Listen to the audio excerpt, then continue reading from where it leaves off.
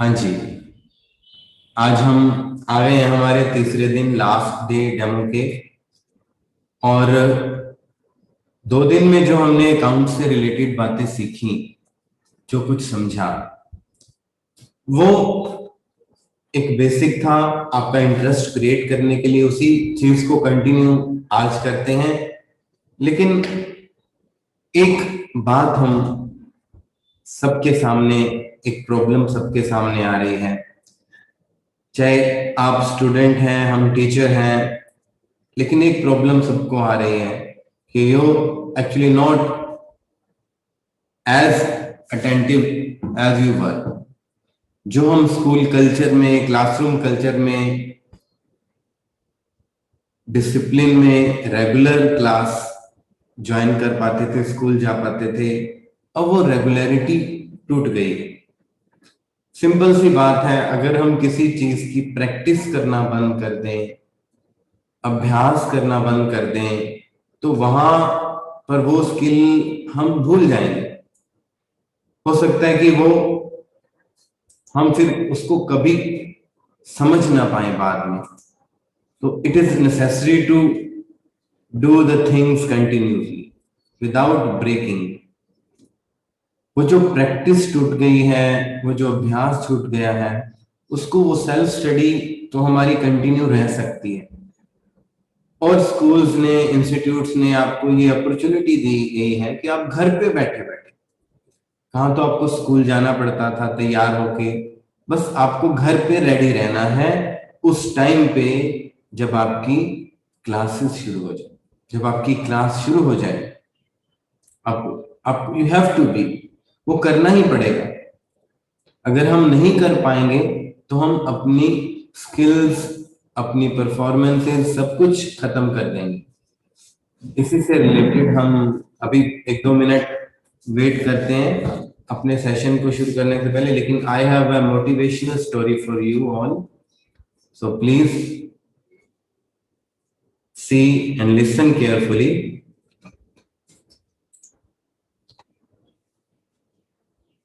Just listen. परीक्षा नहीं हुई, लेकिन आज नहीं तो कल होगी। ये कोरोना महामारी आज नहीं तो कल जरूर खत्म होगी। स्कूल कॉलेजेस कभी ना खुले, ऐसा नहीं होगा। अभ्यास करते रहोगे तो कोई पछतावा नहीं। कोरोना महामारी के चलते इस समय स्कूल और कॉलेजेस बंद हैं, जिसके चलते विद्यार्थियों में पढ़ाई के प्रति लापरवाही देखी जा रही है। इसी को देखते हुए मुंबई के एक स्कूल में हमारे पुराणों में लिखित एक कहानी सुनाई गई और विद्यार्थियों को इस कहानी के जरिए एक मैसेज दिया गया, एक सलाह दी गई। कहानी ये थी कि एक बार भगवान इंद्र किसानों से नाराज हो गए और उन्होंने घोषणा कर दी कि 12 साल तक बारिश नहीं होगी, आप फसलों को नहीं उगा पाएंगे। भगवान इंद्र से किसानों ने विनम्रता पूर्वक विनती की। किसानों की विनती को देखते हुए इंद्र ने बड़ी चालाकी से बारिश न होने का सारा श्रेय भगवान शिव के ऊपर डाल दिया और कहा कि बारिश तभी संभव है जब भगवान शिव अपना डमरू बजाएंगे। लेकिन इंद्रदेव भगवान शिव के साथ पहले ही गुप्त रूप से चर्चा कर चुके थे और उनसे किसानों के साथ सहमत नहीं होने के लिए भी अनुरोध कर चुके थे। जब किसान भगवान शिव के पास बारिश के लिए विनती करने के लिए गए तो उन्होंने भी कह दिया कि बारिश तभी होगी जब मैं 12 साल बाद अपना डमरू बजाऊंगा। निराश होकर वापस लौटते किसानों ने 12 साल तक इंतजार करने का फैसला किया। लेकिन उनमें से एक किसान वापस लौटकर नियमित रूप से अपना काम कर रहा था, खेती कर रहा था, यहाँ तक कि बीज भी बो रहा था। अन्य किसानों ने यह देखकर उस किसान का मजाक उड़ाना चालू कर दिया। कुछ किसानों ने उससे पूछा भी कि आप अपना समय और ऊर्जा क्यों बर्बाद कर रहे हैं, जबकि आप जानते हैं कि 12 साल तक बारिश नहीं होने वाली। उस किसान ने जवाब दिया कि मुझे पता है कि बारिश के बिना मेरी फसल नहीं आएगी, लेकिन मैं ये सब केवल अभ्यास के रूप में कर रहा हूँ। 12 साल बाद मैं फसलों को उगाने और खेतों में काम करने की प्रतिक्रिया को भूल जाऊंगा। शरीर की काम करने की आदत छूट जाएगी और शरीर आलस का शिकार हो जाएगा। इसलिए मैं अभ्यास करता रहता हूँ कि जब 12 साल बाद बारिश होगी तो मुझे काम करने में मुश्किल नहीं। जब इस किसान की यह बात पार्वती जी को पता चली तो उन्होंने भी चिंतित होकर शिव जी से कहा, आप भी 12 साल बाद डमरू बजाना भूल सकते हैं। यह सुनकर भगवान शिव भी चिंतित हो गए, इसलिए कहीं वो डमरू बजाना भूल तो नहीं गए, इसकी जांच करने की सोची और अपना डमरू उठाकर बजाने की कोशिश करने लगे। कोशिश करते हुए जैसे ही डमरू से आवाज आई वैसे बारिश होने लगी और जो किसान नियमित रूप से अपना काम कर रहा था उस किसान का खेत फसलों से हरा भरा हो गया। लेकिन बाकी सभी बड़ी बारिश का इंतजार करते किसानों को पछतावा हुआ क्योंकि उन्होंने अभ्यास करना भी छोड़ दिया। इसी तरह 2 सप्ताह बाद, 2 महीने बाद या 2 साल बाद लॉकडाउन समाप्त हो जाएगा, कोरोना महामारी भी खत्म हो जाएगी। इसे भूलने या इस महामारी के खत्म होने तक इंतजार करने से बेहतर है कि आप जिस कक्षा में हैं या जिस अगली कक्षा में जाने वाले हैं उसका अध्ययन करें, पुस्तकों का अध्ययन करके अपने कौशल को तेज करें, आपके पास जो ज्ञान है उसे और बढ़ाएं। इस समय का इस्तेमाल करें और ये सोचें कि आप और भी बेहतर कैसे कर सकते हैं, क्योंकि डब्लू कभी भी बच सकता है। इसलिए अभ्यास करते रहें। अभ्यास ही गुणवत्ता का सार है। अभ्यास ही है जो आपको किसी भी क्षेत्र में पूर्ण बनाता है। अगर आप अपनी पढ़ाई के प्रति लापरवाही छोड़कर अभ्यास करते रहेंगे तो जब काम करने का समय आएगा, जब भी परीक्षा देने का समय आएगा, तो आप हर चुनौती और अपने हर क्वेश्चन का जवाब देने के लिए तैयार रहें। अपना ध्यान रखिए और अपना ख्याल रखिए। कोरोना भी गया नहीं, घर पर ही रहने की कोशिश करें ताकि आप भी और आप भी सुरक्षित रहें और नियमित रूप से अभ्यास करते रहें, क्योंकि डब्लू कभी भी बच सकता है। वीडियो अच्छी लगी हो तो वीडियो को लाइक और अपने फ्रेंड्स के साथ शेयर करना मत भूलिएगा।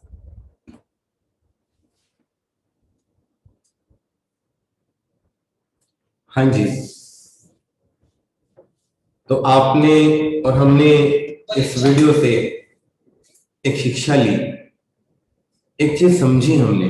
Good afternoon all.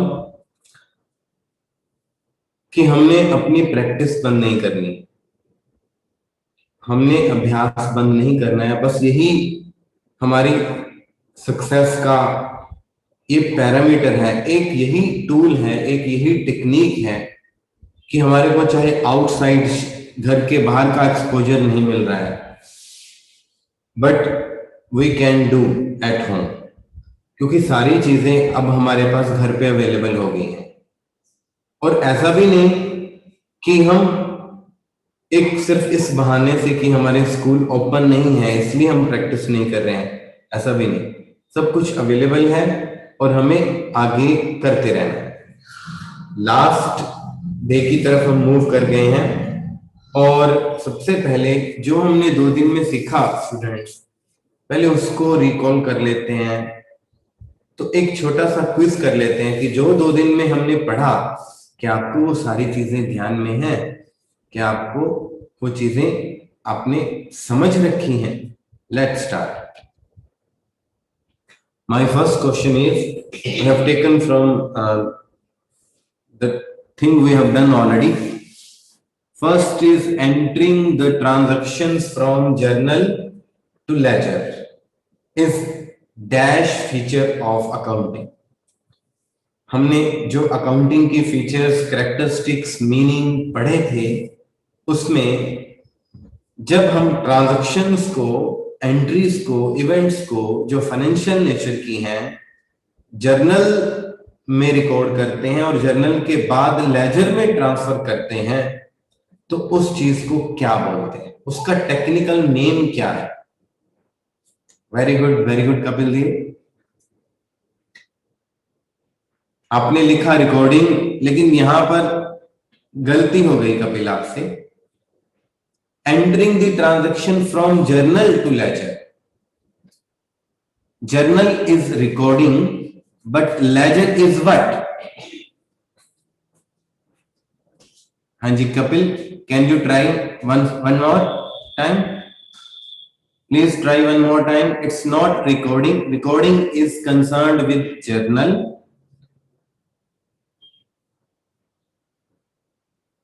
Journal से ledger में.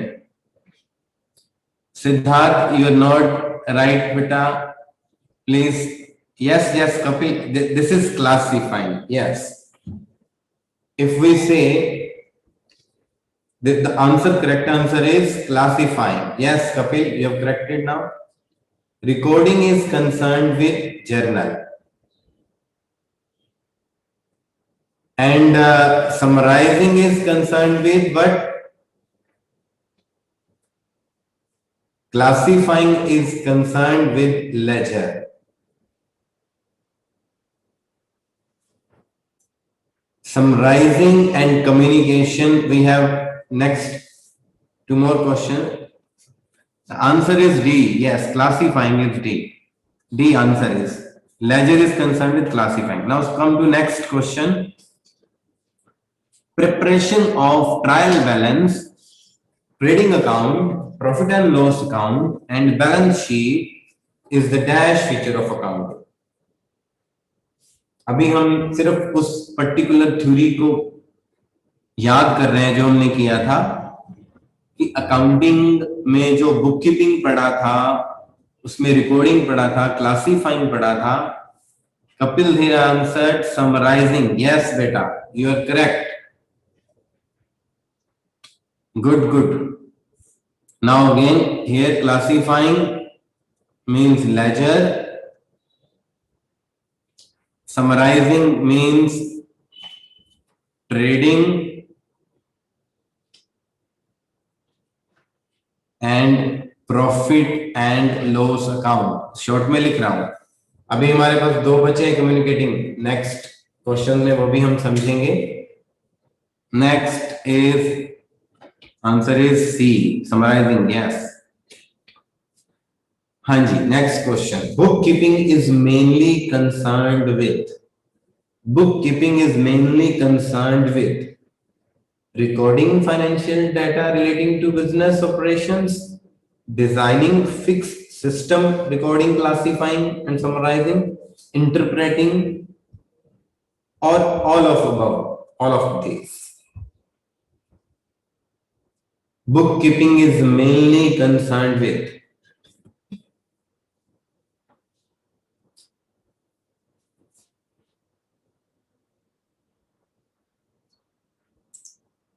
हाँ जी, हरी अप आंसर में. Diya, can you answer this?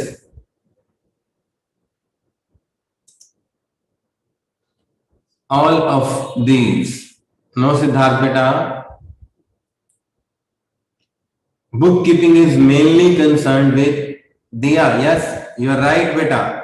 Yes yes Siddharth, you have corrected now. I appreciate कि आपको सभी चीजें याद हैं और हमने कोई आपको होमवर्क नहीं दिया था, जस्ट रिकॉल कर रहे थे कि आपको ये समझ आ गई चीज. Yes, book keeping is concerned with recording, ledger is concerned with classifying,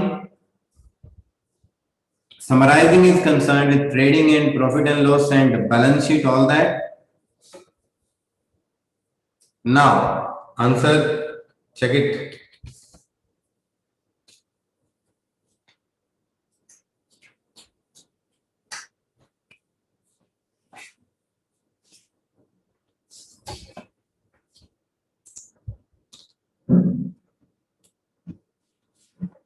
A, yes. Next, come to the next question.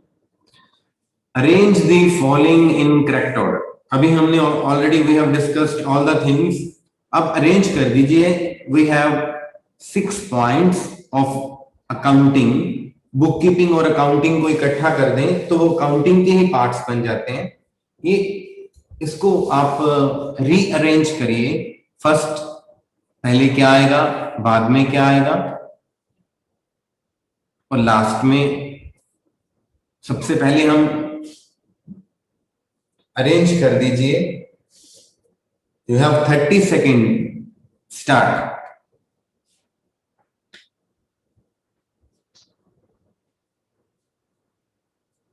Hurry up, hurry up.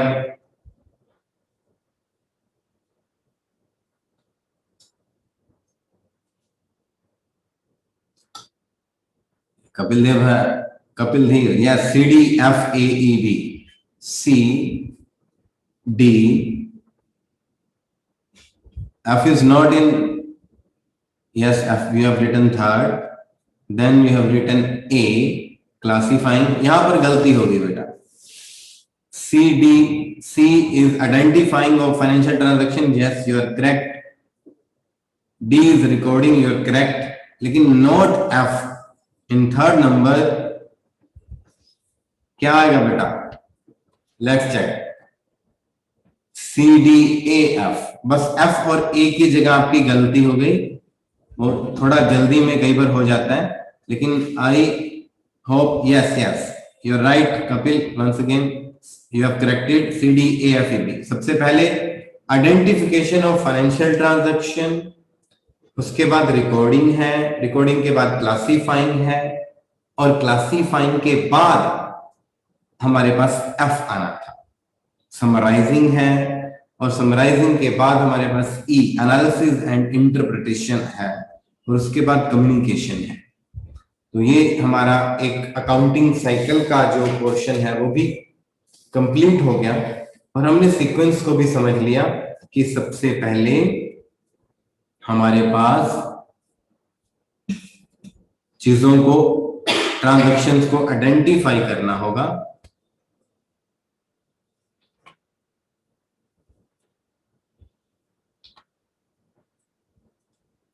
Identify करना होगा, उसके बाद रिकॉर्डिंग करना होगा, उसके बाद क्लासीफाइंग करना होगा, उसके बाद समराइजिंग करना होगा, उसके बाद एनालिसिस करना होगा, then communicate to the interested parties. ठीक है, now come to next question, which of the following is not a business transaction? We have discussed last कि business transaction किसको बोलते हैं, जो इनमें से एक नहीं है, इनमें से एक नहीं है, that is not included in business transaction. One is goods sold for credit rupees 6,000, goods sold for cash 10,000, manager appointed and his salary is decided rupees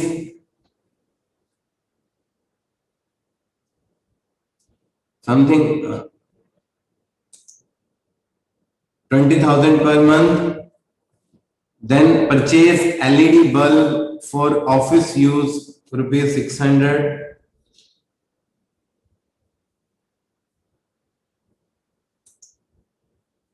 हाँ जी सी, यस बेटा, C is correct answer, yes good Diya बेटा, I appreciate.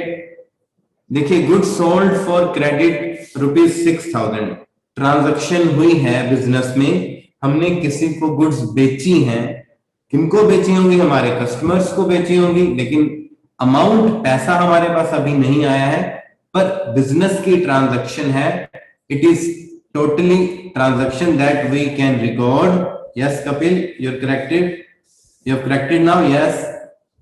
Good sold for cash, चाहे credit में बेची है चाहे cash में बेची है, ट्रांजैक्शन तो हो गई, डीलिंग तो हो गई, रिकॉर्डिंग होगी, क्लासीफाई होगी, और एनालिसिस भी उसका होगा।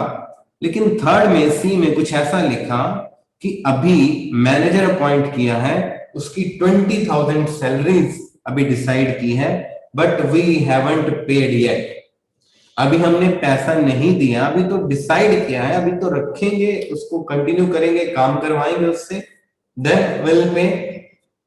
अभी कोई भी चीज अगर डिसाइडेड नहीं है, पेड नहीं है, रिसीव्ड नहीं है, तो वो नहीं आएगी ट्रांजैक्शन हमारे बिजनेस में। इसको क्लियर करने के लिए आज हम आपके लिए कुछ और टॉपिक लेके आए हैं, जिससे आपको 100% कंफर्म हो जाएगा कि what is accounting all about. Siddharth, C is not in financial transaction.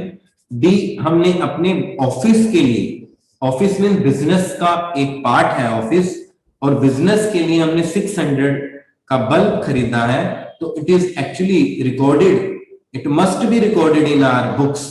तो जब आपको कंफ्यूजन लगे कि ये रिकॉर्ड होगी या नहीं होगी, उस हिसाब से हम ये चेक करेंगे कि वही चीज रिकॉर्ड होगी जो फाइनेंशियल नेचर की है और बिजनेस से रिलेटेड है।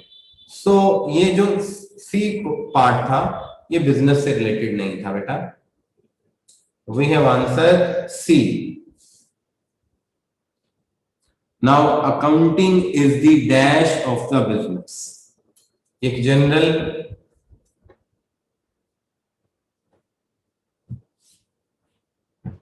accounting is the dash of business.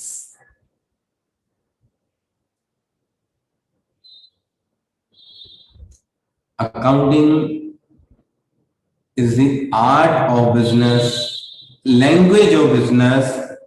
We can say beta language is correct answer. Business itself, art and science. Accounting is art and science.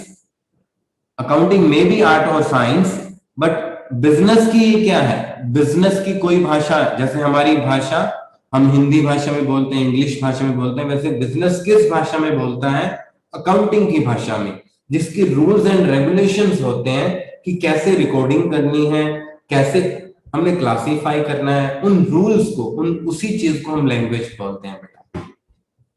ठीक है बेटा, दिया बेटा, समझ गए अब? Accounting is the language of business. Business की कौन सी भाषा है?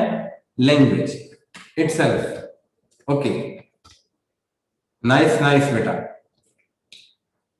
सेवंथ बेटा पॉइंट है, क्वेश्चन है, what type of transactions are recorded in the books of accounts. ये वी हैव ऑलरेडी कंफर्म्ड 100% कि बिजनेस में वही ट्रांजैक्शंस ही लिखी जाती हैं जिनकी, कपिल, यस, जिनकी नेचर फाइनेंशियल नेचर होती है। Yes, you are right. Non financial nature has no any space in accounting books. Qualitative transaction absolutely not. Qualitative किसी भी, अगर हम कहें कि efficient employees, we have 5 efficient employees in our business organization, तो क्या इसकी रिकॉर्डिंग होगी? क्या इसको हम रिकॉर्ड करेंगे बिजनेस में? No no, qualitative matters are not included, but only financial nature which can be expressed in money terms, जिसकी वैल्यू पैसे में हम माप सकें, चाहे वो प्रोडक्शन से रिलेटेड है, चाहे सेल परचेज से रिलेटेड है, चाहे एक्सचेंज ऑफ सर्विसेज है, वो फाइनेंशियल नेचर की होनी चाहिए। तो आंसर इज ए। तो बेटा ये था हमारा कल के काम की revision in the form of certain questions. आज हमने पढ़ना है जो डे 3, जो डेमो के लिए मैंने आपके लिए कुछ assumptions, जो अकाउंटिंग में हम कुछ कॉन्सेप्ट्स, कुछ प्रिंसिपल्स, कुछ assumptions को बेस मानते हैं। assumptions मैंने बताया कि assumption जिनको मान लेते हैं, और मान लेते हैं का मतलब है कि वो सच नहीं है, वो सच नहीं है, फिर भी हम मान लेते हैं बस इसलिए कि हमारा काम बन जाए। तो बिजनेस में भी कुछ ऐसी assumption होती है, जैसे मैथमेटिक्स में हमने ये क्वेश्चन जरूर पढ़ा होगा कि अगर बेटे की एज से फादर की एज 20 साल ज्यादा है या 25 साल ज्यादा है, और आपको बेटे की एज कैलकुलेट करनी है, समथिंग लाइक दैट, तो हम कुछ लेट कर लेते हैं, कुछ अज्यूम कर लेते हैं कि let the age of father या सन, जो भी हम लेट करते हैं, से एक्स, लेट द एज। अब ध्यान से देखिए कि फादर की एज एक्स हो सकती है, वो तो नंबर्स में होगी, चाहे वो 40 इयर्स हो, चाहे 50 हो, वो तो नंबर्स में होने चाहिए। लेकिन हमने अपने क्वेश्चंस का आंसर निकालने के लिए, बस हमारा काम निकल जाए, हमने उसको एक्स सेलेक्ट कर लिया। ऐसे ही बिजनेस अकाउंटिंग में कुछ अजम्पशंस हम फॉलो करते हैं, मान लेते हैं, एक बार मान लेते हैं ताकि हमारा काम निकल जाए, और उसके बाद हम उसको, पर वो ऐसा नहीं, वो सच है या झूठ है, वो उसके लिए नहीं, वो बस हमारा काम निकालने के लिए कि हम उस चीज को मान लें एक बार, और हम एटलीस्ट अगले स्टेप तक पहुंच जाएं। अब देखते हैं कि पहला मेरा जो कॉन्सेप्ट है वो है, अब बड़े ध्यान से समझना, और शायद मैं 3 दिनों में सबसे इंपॉर्टेंट बात आज कर रहा हूं। ऐसा नहीं कि वो इंपॉर्टेंट नहीं थी, बट ये मोस्ट इंपॉर्टेंट थिंग है। ये चीज आपको आज समझ लग गई तो आप अकाउंट्स के प्रैक्टिकल एस्पेक्ट्स को बड़े आराम से समझने वाले। मैंने एक तरफ फोटो लगाई है रामलाल जी की, और एक तरफ उनका बिजनेस है। बिजनेस कोई भी हो सकता है। मान लीजिए उनका एक बुक शॉप है,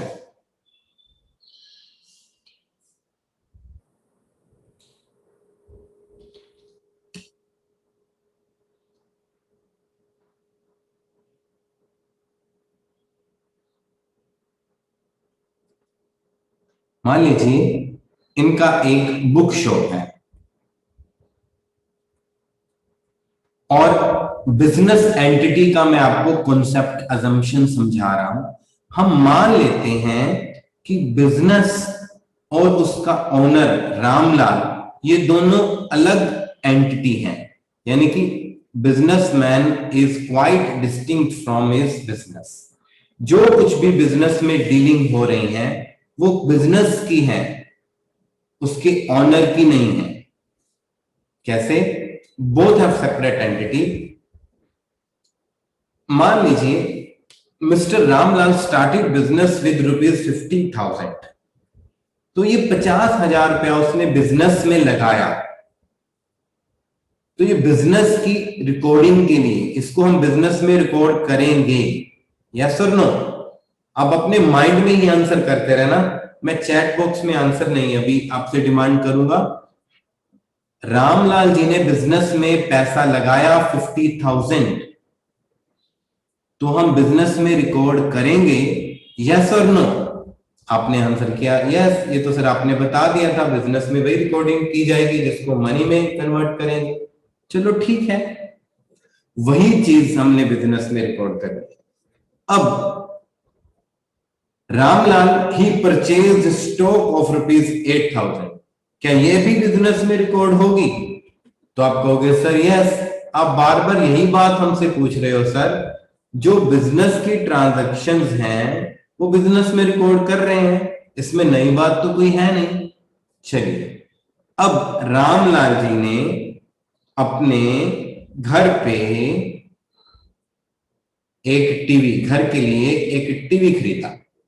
मैं घर बना दिया और एक टीवी लिख दिया मैंने। घर के लिए रामलाल जी ने टीवी खरीदा, क्या मैं उसको बिजनेस में रिकॉर्ड करूंगा?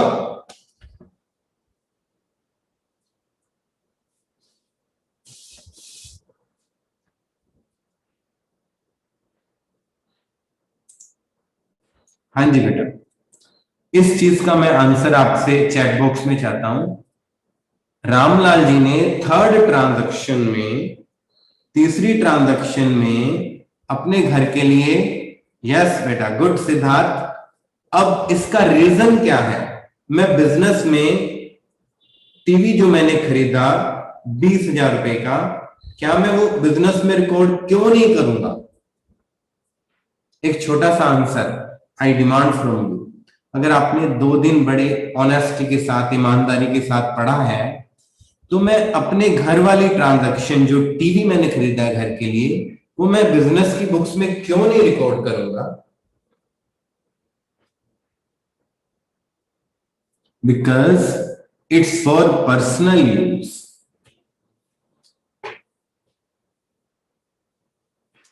ओके बेटा, लेकिन अभी हमने ये अज्यूम कर लिया कि ये हम नहीं खरीदेंगे, और क्लियर भी कर लिया, समझ भी गए, इसमें कुछ अजम्पशन वाली बात नहीं थी।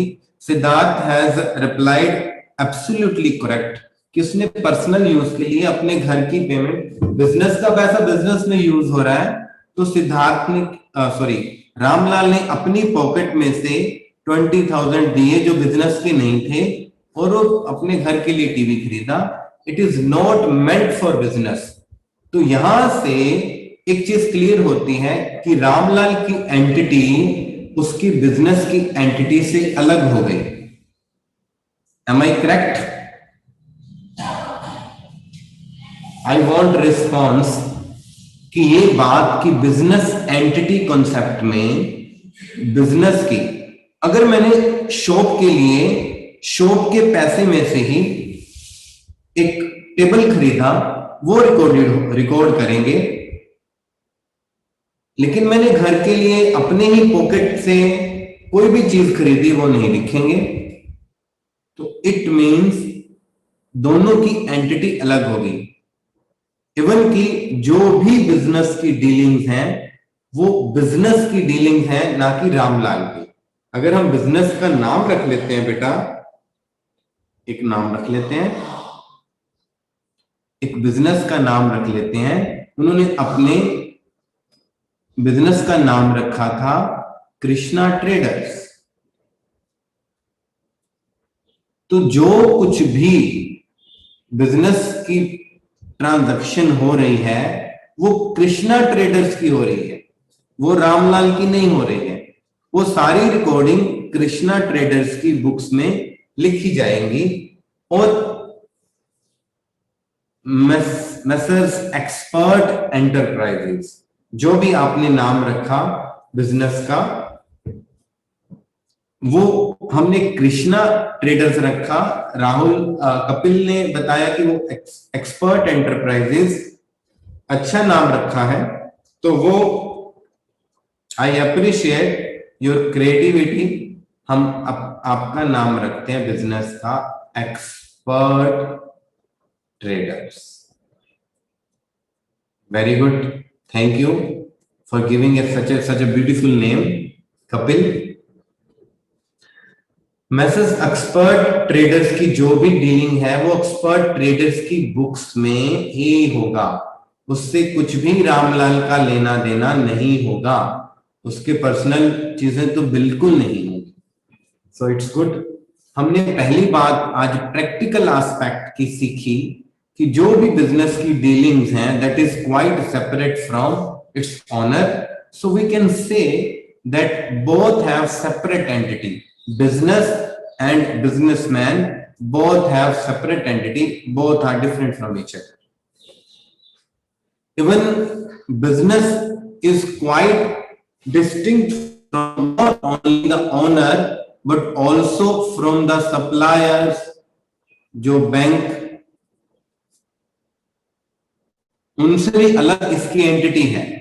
तो अगर हम कहें या किसी को पूछें कि आपने चेक दे दिया हमें जो आपको गुड्स बेची थी, कहते हैं हाँ जी हमने मैसर एक्सपर्ट ट्रेडर के नाम पे चेक दे दिया है 3000 का, तो ये ऑटोमेटिकली एक्सपर्ट ट्रेडर्स का जो बैंक का अकाउंट खुला होगा उसके अकाउंट में वो पैसा चला जाएगा, रामलाल के अकाउंट में नहीं जाएगा, क्योंकि रामलाल का खुद का अकाउंट बिजनेस के अकाउंट से अलग होगा, क्योंकि बिजनेस का अकाउंट करंट अकाउंट होता है, वो हम जब बिजनेस स्टडी पढ़ेंगे तो आपको पता लग जाएगा। और अगर रामलाल ने कोई अपना पर्सनल अकाउंट खोला हुआ है तो वो सेविंग अकाउंट होगा, जो भी बिजनेस की डीलिंग होगी बैंक की वो सारी इसमें होगी, इसलिए बहुत अब सेपरेट एंटिटी बेटा। तो इसलिए बिजनेस के साथ ही सारी डीलिंग होगी, तो इसको हम आर्टिफिशियल पर्सन मान लेते हैं। ये आपकी एक नॉलेज के लिए कि business is said to be artificial personality, इसको आर्टिफिशियल पर्सन बोलते हैं। जैसे कोई भी डीलिंग होगी तो वो कंपनी के साथ होती है, टाटा कंपनी, रिलायंस कंपनी, हम कहते हैं कि हमने एयरटेल का रिचार्ज करवाया है, तो हम किसी भी पर्सन का नाम नहीं लेते। हम बैंक में पैसा जमा करवाने गए हैं तो किसी भी मैनेजर का नाम नहीं लिखेंगे, हम सीधा लिखेंगे बैंक में। तो बैंक भी एक पर्सन है, आर्टिफिशियल पर्सन है, और यही चीज हम अज्यूम करते हैं कि हमारा जो बिजनेस है वो भी एक पर्सन है और हम एक नेचुरल पर्सन है, और जो हमारा बिजनेस है वो एक आर्टिफिशियल का पर्सन है। बिजनेस हमारा आर्टिफिशियल पर्सन है।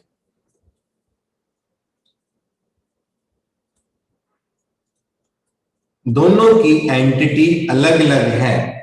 किसी ने भी डीलिंग करनी है एक्सपर्ट ट्रेडर्स के साथ करेगा, ना कि रामलाल के साथ करेगा।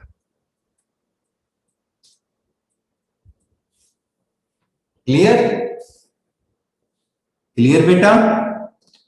ये हम आपको तीसरे दिन इसलिए बता रहे हैं क्योंकि it is very important thing कि हम वो चीज रियलाइज कर लें, अपने दिमाग में अज्यूम कर लें कि बिजनेस हमारा अलग पर्सनैलिटी है, हम अलग हैं।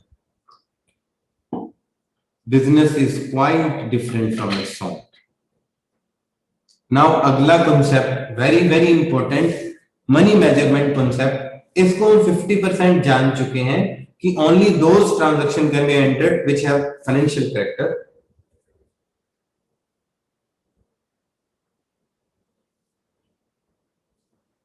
Excuse me, money measurement concept, 3 word है, मनी मेजरमेंट कॉन्सेप्ट। बस सिर्फ आपको सुनना है। Only those transactions are recorded in the books of accounts which can be expressed in monetary terms. Monetary terms मैंने आपको बताई दी थी। Furniture purchased for ₹5,000. Simply expenses paid ₹1,500.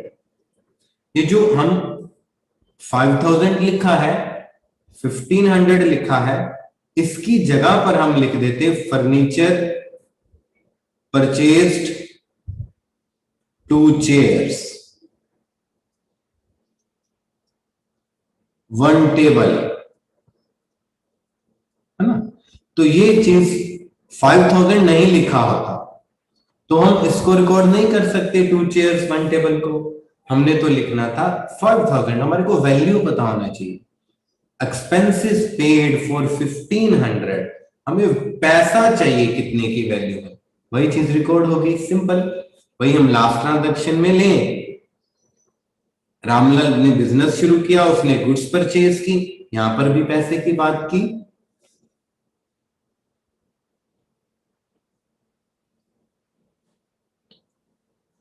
Accounting period concept, दूसरा कॉन्सेप्ट हमने जल्दी में समझ लिया क्योंकि वो हमने ऑलरेडी डिस्कस कर लिया था फाइनेंशियल कैरेक्टर्स में। आगे है अकाउंटिंग पीरियड कॉन्सेप्ट।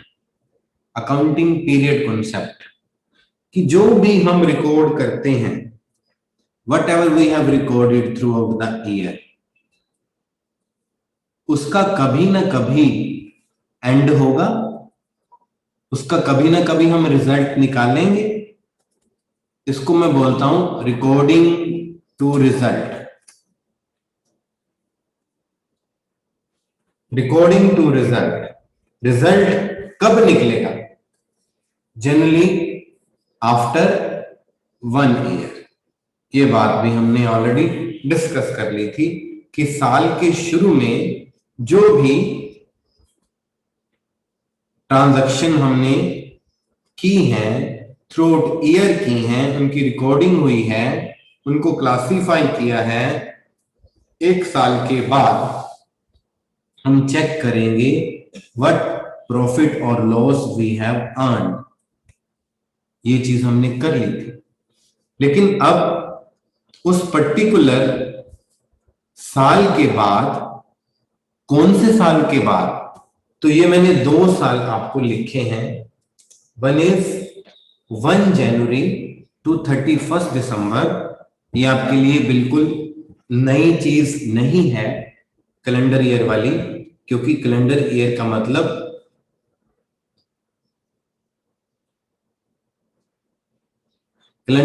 मतलब जो हमारा 1 जनवरी से शुरू होता है 31 दिसंबर तक होता है।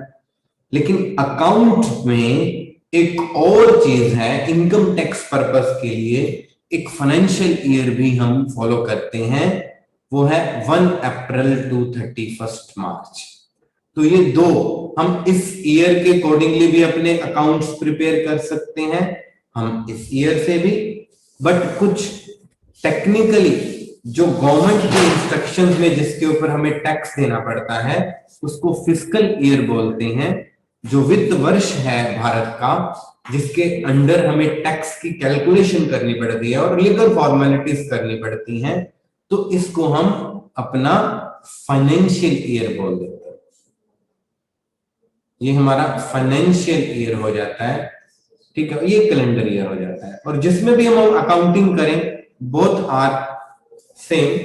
हमारा इन दोनों से पर्पस यही हल होगा कि हमने अपने 12 मंथ का जो रिकॉर्ड है वो हमने ट्रीट करना है, और जैसे ही 12 मंथ ही कंप्लीट हो जाएंगे तो अगला साल आ जाएगा।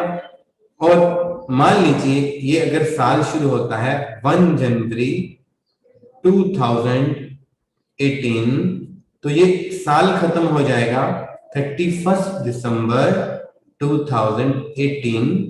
तो यहां पर हम शुरू कर सकते हैं 1 अप्रैल 18, तो ये साल कब खत्म होगा? अगले साल की मार्च को।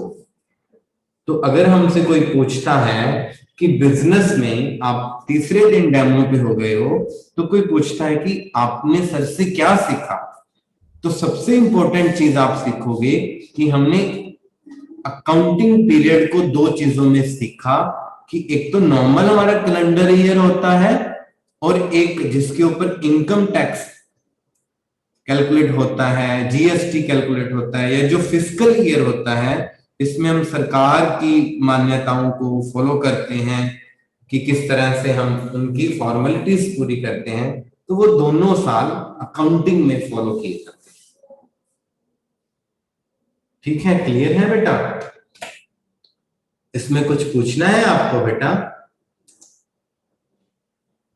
अकाउंटिंग ईयर में दो साल अलग अलग तरह के बताए मैंने, एक 1 जनवरी टू 31 दिसंबर और नेक्स्ट है 1 अप्रैल टू 31 मार्च। क्लियर है बेटा ये चीज? हाँ जी बेटा, क्लियर है?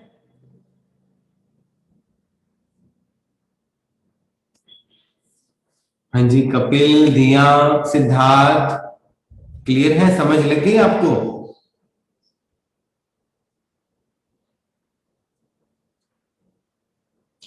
fiscal year term is used only in economical term. Yes, definitely we are doing economic things now, which is related with money, and we are actually confirmed that we have to calculate our business profit at which ending time, कौन से and के time में हम अपना profit loss तैयार करें, या तो 31 दिसंबर को कर सकते हैं, या तो 31 मार्च को कर सकते हैं। Both have same financial performances are there, दोनों चीजों का हल एक ही है, बस जगह अलग अलग है।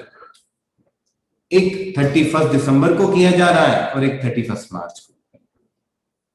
दोनों इकोनॉमिक मैटर्स से ही रिलेटेड है बेटा।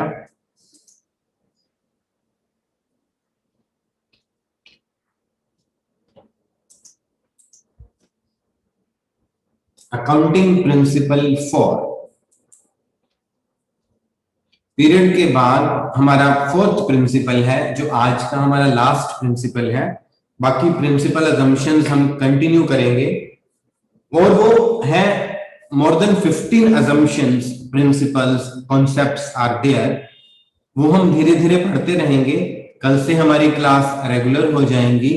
जो बच्चे इंटरेस्टेड होंगे उनका हमारा बैच क्रिएट करेंगे, और जो बच्चे क्लासेस अटेंड नहीं कर पाए हैं उनको भी आप मोटिवेट करिए कि हमने 3 दिन डेमो ले लिया है, हम कल से कंटिन्यू करेंगे। जो बच्चे नहीं आ रहे हैं या जिनको और 1-2 दिन डेमो लेना है, समझ सकते हैं, वो आ सकते हैं कल क्लास में।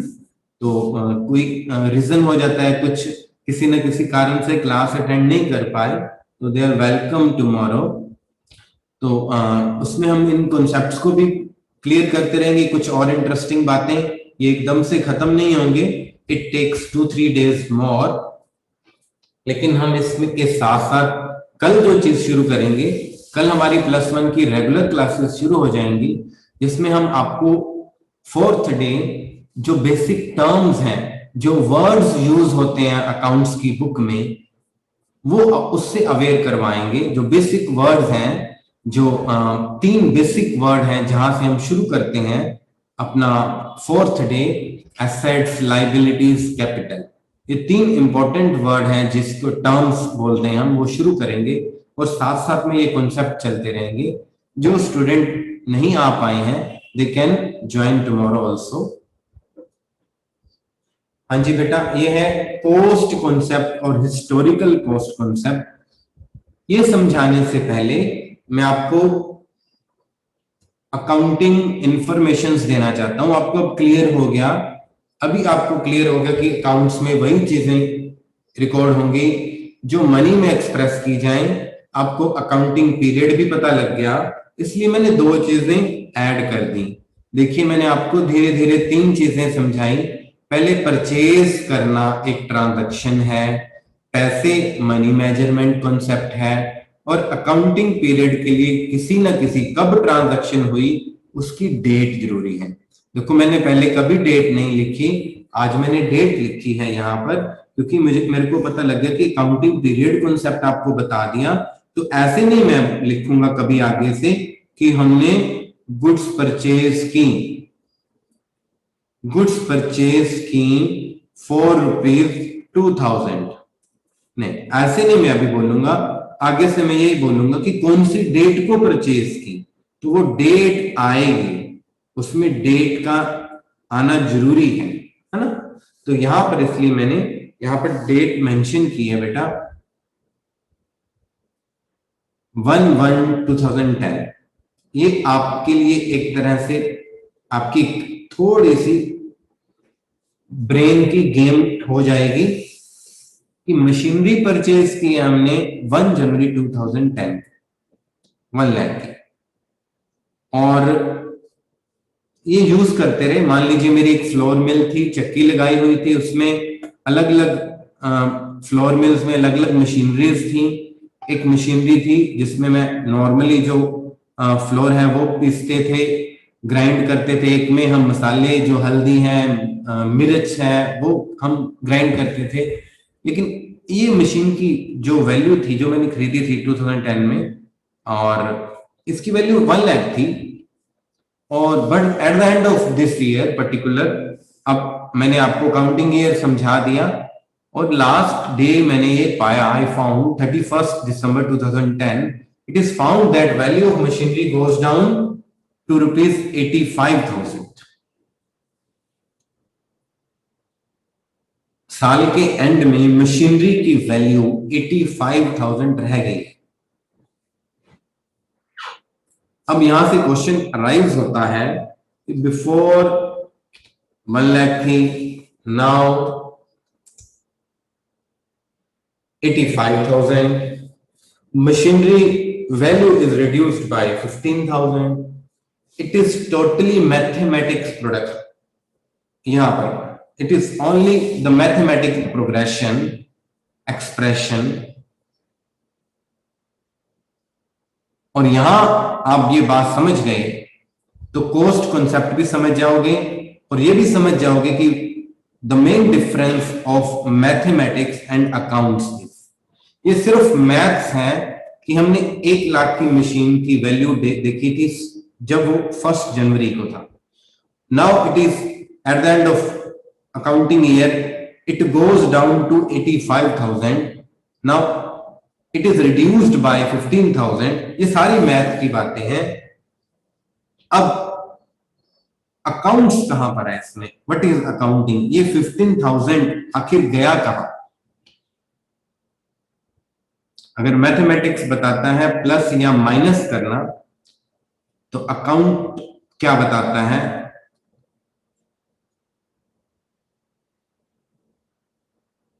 I want from you, has anybody answer, let's see.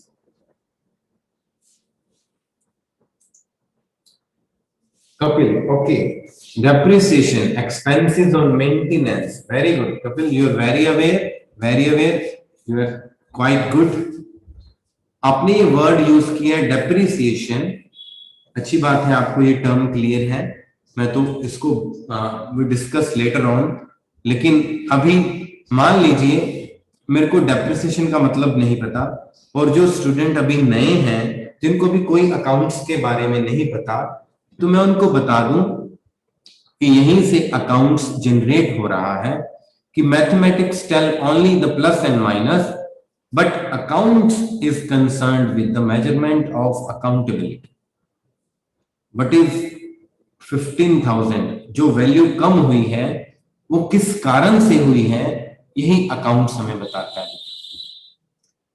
अगर हम लाइफ को भी जोड़ें कि life is not mathematics, plus या माइनस नहीं है, कभी कुछ मिल गया कभी कुछ खो गया, तो क्या ये लाइफ है? नहीं, life is something concerned with accountability.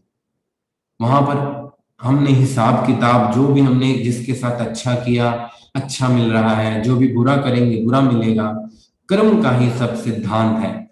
यहां पर अकाउंट्स ये हमें बताता है कि जो 15,000 हमारा कम हुआ है वो हमने एक साल मशीन जो यूज की है उसके कारण हुआ है।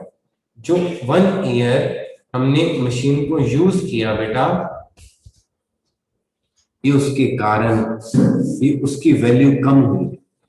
ये हमें मशीन की वैल्यू कम हुई है यही अकाउंट्स बताता है, क्योंकि अकाउंट विश्वास रखता है रिकॉर्डिंग में, और रिकॉर्डिंग हमने कर रखी थी अकाउंट्स में ऑलरेडी, और हमने रिकॉर्डिंग की थी उसके बेस पे हमें पता लगा था ये मशीन हमने कितने की खरीदी थी, और आज हम पता कर पाए हैं कि 85,000 की, ये भी रिकॉर्डिंग की वजह से।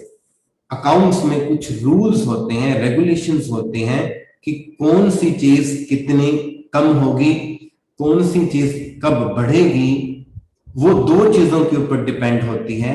एक तो उसकी कॉस्ट जब हम उसको परचेज करते हैं, when we purchase, when we bought, when we acquire, मैं ये अकाउंटिंग का टेक्निकल नेम यूज कर रहा हूं, when we acquire। हो सकता है अगर हमने 2010 वाली मशीन 2015 को चेक करना है उसकी वैल्यू कितनी रह गई होगी, तो हम इस चेक कर सकते हैं कि ऑलमोस्ट आप बता सकते हैं अगर एक साल में 15,000 कम हो रही है मशीन की वैल्यू, तो अप्रोक्सीमेटली 5 साल के बाद कितनी कम होगी।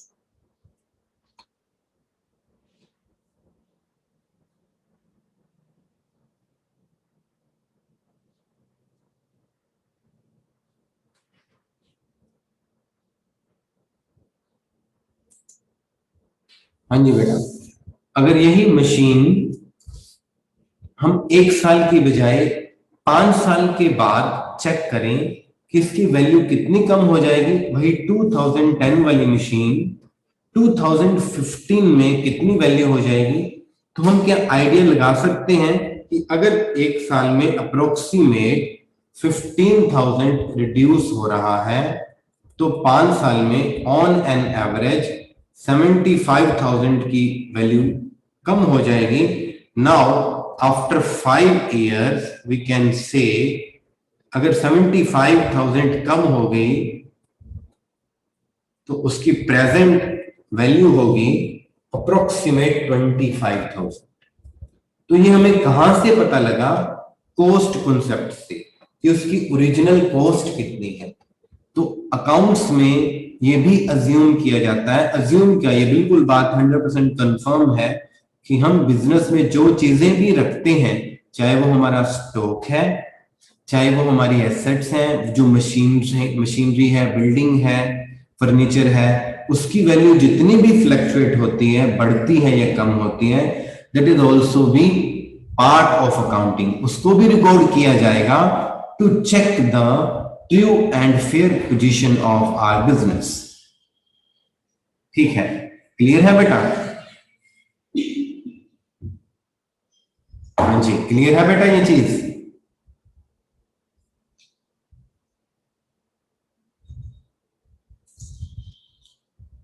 हाँ जी बेटा। ओके कपिल, ओके दिया, thank you, thank you. So it's over now. आज के हमारे जो 3 दिन थे वो पूरे हो गए, और thank you for being with us.